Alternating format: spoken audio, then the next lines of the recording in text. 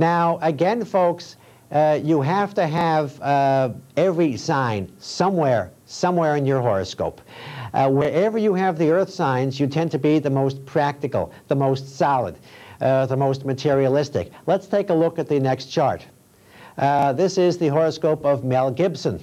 Now, in Mel Gibson's case, where does he have the earth signs placed? He's, again, a Capricorn sun sign. Again, efficient, practical. But look what's at the top, the sign of Pisces, which is great for movies. He has the ruling planet of Capricorn, Saturn, sitting in Scorpio.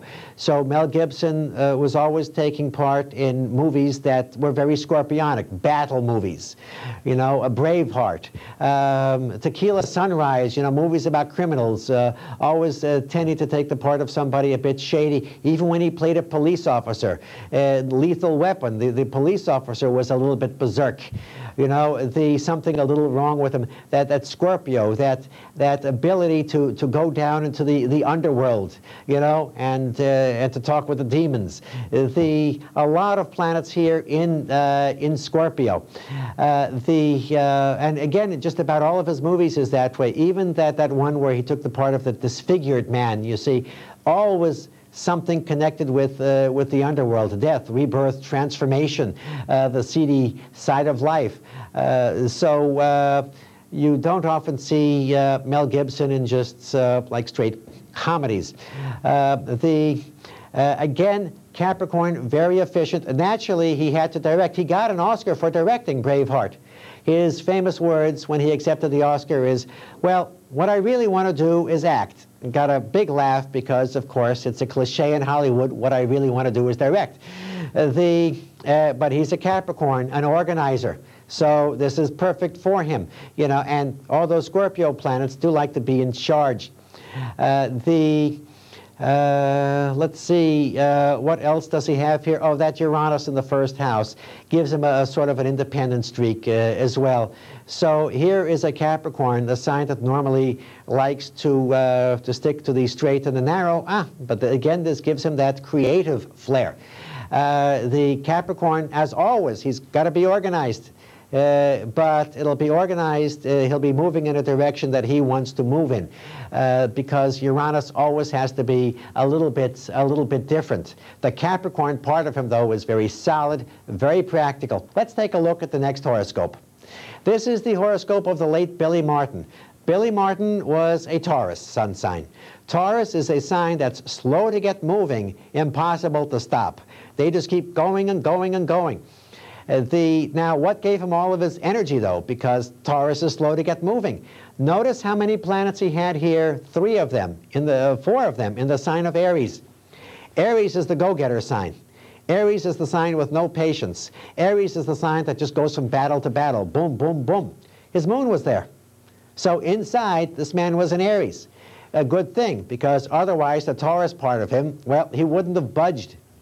Yes, he had plenty of charm. He had that Libra rising. Look at that Pluto at the top of the chart. Pluto is death and rebirth. The top is your career.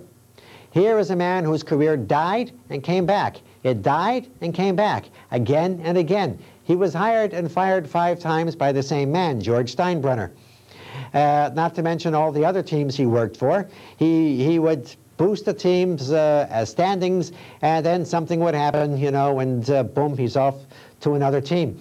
The very active person, the Aries part of him made him restless, but again, very persistent. He only did one thing, and well, that's what he did. Again and again and again. Enormous persistence.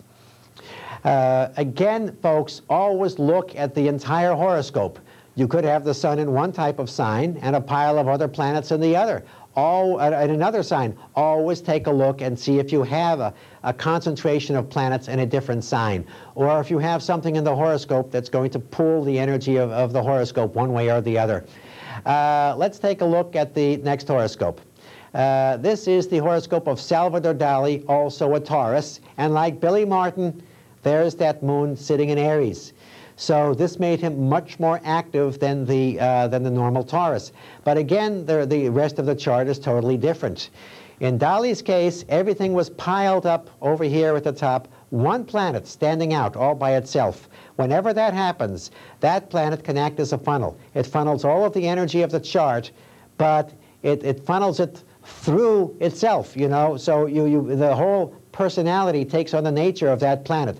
That's the planet Uranus, the planet of sudden and unexpected changes, the planet of, well, it's a little bit crazy sometimes, and it's the planet of genius and madness, and Dali was a little bit of both. He once gave a lecture dressed in a deep-sea diving outfit to symbolize the depth of his thoughts. Unfortunately for him, it was the hottest day of the year, and he collapsed from heat prostration. Where is Taurus in his chart? Friends, hopes, and wishes. Well, he was very consistent and persistent about his own hopes and wishes.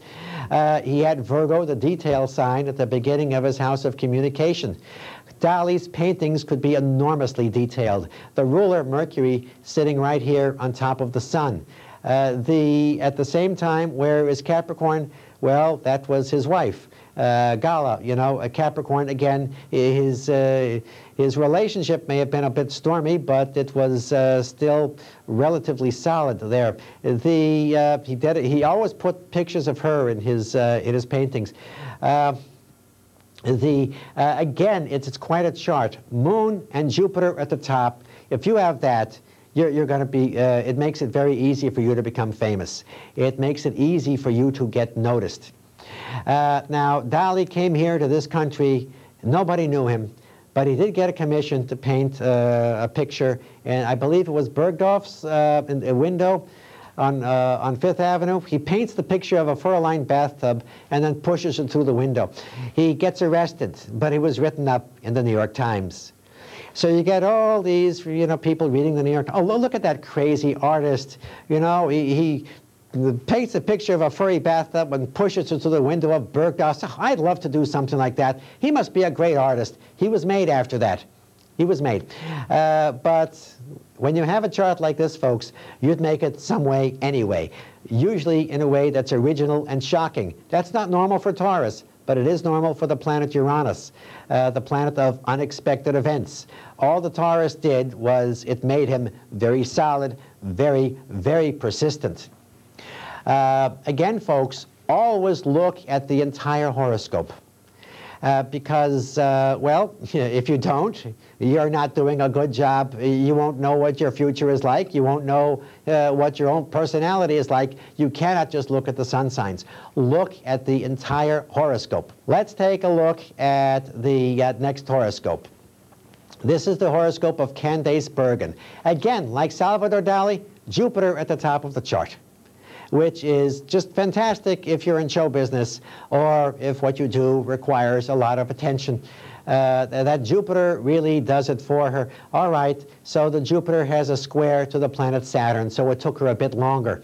But when you have Jupiter at the top, you're going to get noticed. You're going to get noticed no matter where you are, what you do. The Jupiter will cause heads to turn.